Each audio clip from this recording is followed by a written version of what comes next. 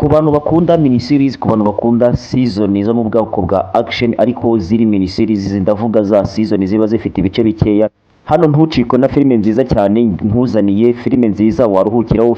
Filime dushyize ku mwanya wa mbere ni iyi ngiyi bayita The Terminal List. Iyi ni filime nziza cyane, aka ni season gafite episode 8 zonyine, gashaka ukarebe. Filime nkuzaniye hano ku mwanya wa kabiri nayo ni mini season, filime nziza cyane, filime mu bwoko bwa action. Aka gafilime by'umwihariko ku bantu bakunda Rocky Kimomo, aka filime yagakozeho bakita Citadel. Iyi ni filime nziza cyane ifite episode 6 zonyine. Filime nkuzaniye ku mwanya wa gatatu, iyi nayo ni filime nziza cyane, iyi bayita 24 Live Another Day. Iyi ni filime nziza cyane aho umugabo asubira guhangana n'iterabwoba mu gihe gitoya.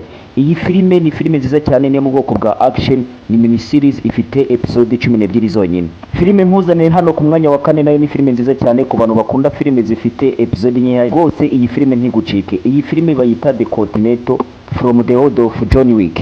Hano harimo inkuru y'ukuntu hoteli yitwa The Continental muri John Wick yatangiye irimo imirwano ikaze cyane.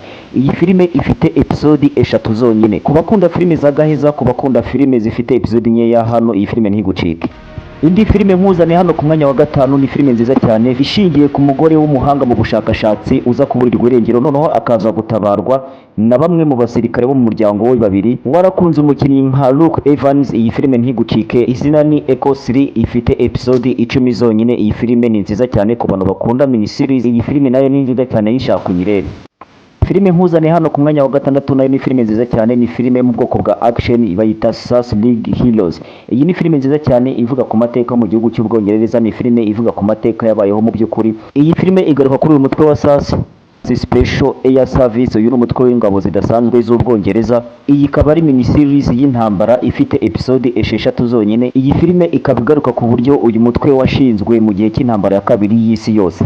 Filime nkuzaniye ku mwanya wa karindwi, iyi nayo ni filime nziza cyane igaragaza ingabo z'Abanyamerika ubwo zarwanaga ziva mu Burayi bwose zigafata n'Ubudage. Iyi ni filime nziza ku bantu bakunda filime zo mu bwoko bwa action, ku bantu bakunda filime zirimo igisirikare. Iyi filime ntigucike, izina ni Band of Brothers. Iyi filime nkuzaniye ku mwanya wa 8, iyi nayo ni filime nziza cyane y'umuntu uba ukora mu iperereza ry'ikoranabuhanga, aho ategekwa gukora inyandiko cipher document ariko agahura n'ikibazo gikomeye cyane kubera igihe ndetse n'abamuhiga. Iyi filime yitwa Cipher. Niba ukunda filime zo mu bwoko bwa action, iyi ntigucike. Filime ebyiri za nyuma ngiye gusorezaho hano, izi ni filime nziza cyane, ariko mbere yuko dukomeza banzu rebe nimba warakoze subscribe kugira ngo twikomereze. Iyi filime nguhaye ku mwanya wa 8 ni filime yasobanuye icyamamare Rocky, yishaka uyirebe, ariko nize ebyiri ngiye gukurikizaho za nyuma nazo ni za Rocky, nazo zishaka uzirebe. Iyi filime nkuzaniye ku mwanya wa 9 ni filime nziza cyane y'umugabo uba woroherejwe muri misiyo n'igihugu, hanyuma igihugu kikaza kumutererana nawe akagaruka aje kwihorera, ariko target ya mbere yari afite akaba ari ukwica perezida. Izina ryayo ni Paris Has Fallen. Iyi niba ukunda filime zirimo abaperezida, niba ukunda filime zirimo ubutasi, iyi filime ntigucike. Iyi ni filime yasobanuwe na Rocky. Iyi ni filime nziza cyane ifite episode 8, aka ni agafilime waruhukiraho. Filime nkuzaniye ku mwanya wa 10 ari nayo ya nyuma nsorejeho, iyi ni filime nziza cyane. Iyi filime yararangiye mu by'ukuri, ariko kubera ukuntu yakunzwe abayirebye bo ubwabo barisabiye ngo haze season 2. Iyi filime ni nziza cyane, ni filime y'umwana w'umukobwa ubana na oncle we. Oncle we ari umucuruzi w'intwaro, ariko umwana w'umukobwa atabizi. Uyu oncle we akaza kwicwa nabo bari bahanganiye isoko ryo kugurisha intwaro, ariko nyuma yo kumwica bakaza no guhiga umwana w'umukobwa. Gusa umwana w'umukobwa uburyo yaje gukuramo n'uburyo butangaje, yakuze ari umwana witonda cyane, ari umwana uri aho ngaho nyine biraho, ariko nawe akaza guhinduka umwicanyi kugira ngo nawe yikize abamuhigaga nk'uko bahigaga oncle we.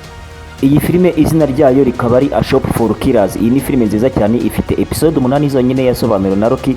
Ngizo rero filime 10 zo mu bwoko bwa action mini series. Ndagushimiye wowe twabanye kuva mu ntangiriro tukaba tugeranye ku musozo. Imana iguhe umugisha. Wari kumwe nanjye Harare Menya Nibi.